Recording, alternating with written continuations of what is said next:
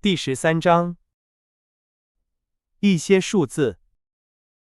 片刻之后，我们坐在客厅的长沙发上，嘴里叼着雪茄。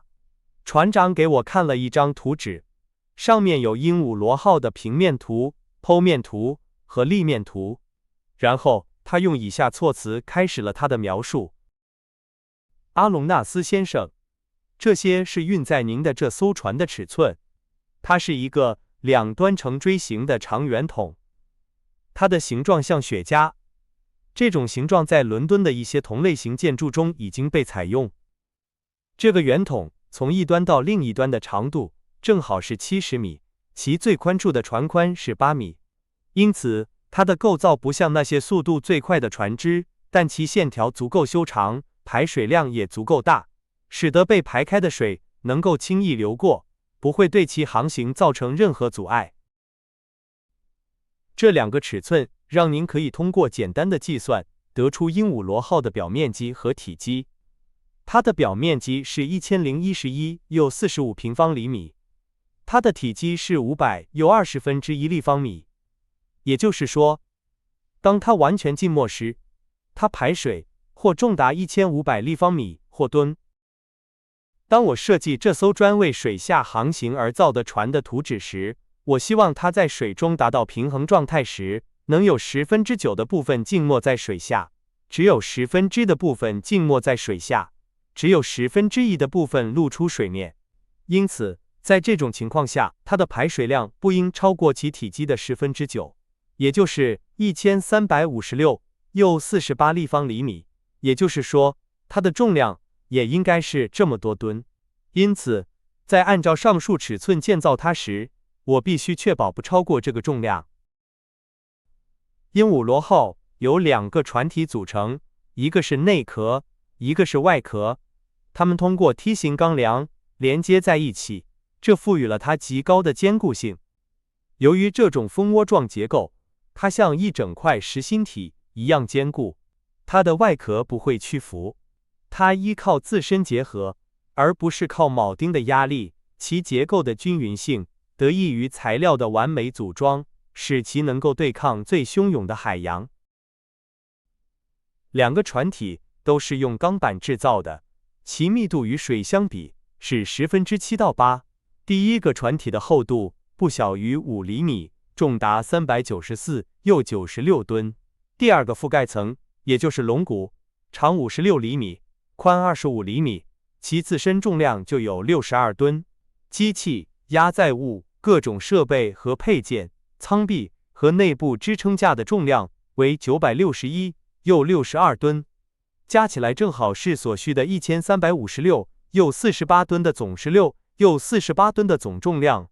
你明白了吗？之后所以该在该去哪里的？我回答道。那么，船长继续说道，当鹦鹉螺号在这种情况下漂浮时，它会露出水面1/10。好吧，如果我安装了一些容量相当的储水舱，也就是说，能够容纳150又72吨水，并且我把它们装满水，那么这艘船由于排水或重量达到1507吨，就会完全沉没。事情就是这样，教授。这些储水舱位于鹦鹉螺号的侧面底部。我打开阀门，它们就被水灌满，船就沉到水面以下了。好的，船长，但是我们现在遇到了一个真正的难题。您能浮出水面，这点我明白。但是在水下，当您潜到更深的地方时，您的潜艇会遇到一股向上的压力，每30英尺水深增加一个大气压，也就是说，大约每平方厘米1公斤。的确如此。因此，除非您完全填满鹦鹉螺号，否则我不明白您怎么能让它沉到深处。教授，船长回答说，我们不应该把静态和动态混淆，否则很容易犯下严重的错误。到达深处并不需要很大的力气，因为物体本身就有下沉的趋势。请听我解释。我听着，船长。当我着手确定要给鹦鹉螺号增加多少重量才能使其下沉时，我只需要考虑海水因深度增加而发生的体积减小。这是显而易见的，我回答说。好吧，虽然水并非绝对不可压缩，但至少是很难压缩的。事实上，根据最新的计算，这种减小量每增加一个大气压，或者说每增加36英尺深度，仅仅是千万分之436。如果要下潜到1000米，那么我就要考虑在1000米水柱压力下的体积减小，也就是说，在100个大气压的压力下，这种减小量将是10万分之436。因此，我必须增加重量，使其达到1513又77吨，而不是1507又1/10吨。那么，增加的重量仅仅是6又57吨。仅仅是阿隆纳斯先生，而且这个计算很容易验证。好吧，我有额外的储水舱，可以储存100吨水。有了这些，我可以下潜到相当深的深度。当我想浮出水面时，我只需要排出水，并且完全清空储水舱。如果我希望鹦鹉螺号露出其总容量的1/10，我对这些以数字为依据的推理无话可说。我接受您的计算，船长，我回答说，当经验每天都在证明您是对的时候，去质疑这些计算是荒谬的。但是这里我看到了一个真正的困难。什么困难？当您在水下1000米深处时，鹦鹉螺号的舱壁承受着100个大气压的压力。那么，如果在那时您决定清空额外的储水舱以减轻船体并浮出水面，水泵就必须克服每平方厘米100公斤的压力。这需要一种力量，只有电力才能提供给我。尼摩船长急忙说道。我再重复一遍，我的机器的动力几乎是无限的。鹦鹉螺号的水泵力量惊人。您在亚伯拉罕·林肯号上，当水柱像洪流一样倾泻而下时，您就亲眼见证了。此外，我只使用额外的储水舱来达到1500到2000米的平均深度，这样就不会对我的设备造成太大压力。当我心血来潮想去水面下2-3海里深处探险时，我会采用更耗时但同样万无一失的操作方法。是什么方法，船长？这自然就引出了我是如何操纵鹦鹉螺号的话题。我迫不及待想知道。为了向左舷或右舷驾驶这艘船，简单来说，为了在水平面上进行操作，我使用一个普通的舵，舵叶很大，固定在尾柱的后部，通过舵轮和杠杆来操纵。但我也可以通过安装在船体两侧浮心上的2个倾斜平面，使鹦鹉螺号在垂直平面上上下移动。这些平面是可移动的，能够调整到所有位置，并通过强大的杠杆从内部进行操作。当这些平面与船体平行时，船就水平移动。如果它们倾斜，鹦鹉螺号就会根据倾斜角度和螺旋桨的推动力，或者沿着我希望的任意长度的对角线下潜，或者沿着该对角线上浮。如果我想更快地上浮到水面，我就挂上螺旋桨的离合器，水的压力会使鹦鹉螺号像一个充满氢气的气球一样垂直上升，迅速升入空中。太棒了，船长！但是舵手在水中如何遵循您给他设定的航向呢？舵手在一个由透镜状玻璃保护的玻璃舱里，这个玻璃舱突出在鹦鹉螺号船体的上部。能够承受如此巨大压力的玻璃。的确如此，玻璃虽然受到撞击时易碎，但却具有相当大的抵抗力。在1864年北海进行的电光捕鱼实验中，人们发现厚度仅为7毫米的这种材料板能够抵抗16个大气压的压力，同时还能让强大的热射线通过。这些热射线会不均匀地分布在其表面，而我使用的玻璃，其中心厚度不小于21厘米，也就是说，是那个厚度的30倍。明白了，船长。但是，说到底，为了能够看见，光必须驱散黑暗。我很想知道，在漆黑的水中，在舵手舱的后面，有一个强大的电探照灯，其光芒可以照亮半英里外的海洋。太棒了，太棒了，船长！我连喊3声太棒了。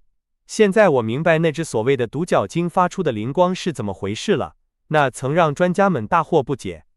顺便问一下，鹦鹉螺号和斯科舍号的碰撞，那件引起很大反响的事件，是偶然的撞击造成的吗？完全是偶然的。我当时在水面下2米处航行，撞击发生了，据我所见，并没有造成太大的后果。是的，那么您和亚伯拉罕·林肯号的相遇呢？教授，我对那艘英勇的美国海军最优秀的战舰之一感到抱歉，但是他们攻击了我，我不得不自卫。不过，我仅仅是让那艘护卫舰失去了战斗力。它在最近的港口修复损伤，应该不难。啊，司令，我心悦诚服地叫道，您的鹦鹉螺号真是太了不起了。是的，教授，尼摩船长激动地回答道，我爱它就像爱我自己的骨肉一样。如果在你们的船上处处都是危险，要受海洋变幻莫测的摆布，如果在海上，正如荷兰人詹森所说，第一感觉就是晕眩，那么在鹦鹉螺号的下面和船上，人们却不必酣畅，人们却不必害怕，不用担心变形，因为这艘船的双层船体像钢铁一样坚固，不用担心索具因摇摆或晃动而磨损，没有会被风吹走的帆，没有会因蒸汽而爆炸的锅炉，没有火灾的危险，因为船是用金属而不是木头造的，不用担心煤炭耗尽，因为它的动力是电，不用担心碰撞，因为它是唯一在深水航行的船只，没有暴风雨需要面对，因为在水面下几米处就能找到最绝对的平静。先生，这就是最卓越的船。如果说工程师比建造者更信任船，建造者又比船长本人更信任船，那么您就能理解我对我的鹦鹉螺号抱有的盲目信任，因为我同时是他的船长、建造者和工程师。尼摩船长说话时慷慨激昂，他眼神中的火焰和手势的激情使他判若两人。是的，他爱他的船就像父亲爱他的儿子一样。但是一个问题，或许有些冒昧，一直萦绕在我心头，我忍不住问了出来。那么您是工程师，尼摩船长？是的，教授。当我还居住在陆地上的时候，我曾在伦敦、巴黎和纽约学习过。那您是如何秘密建造这艘令人赞叹的船的呢？阿隆纳斯先生，他的每一个部件都来自地球上不同的地方，并且寄往一个虚假的地址。他的龙骨是在克勒佐锻造的，螺旋桨轴是在伦敦的彭公司制造的，船体的金属板是在利物浦的莱尔德公司制造的，螺旋桨是在格拉斯哥的斯科的斯科特公司制造的。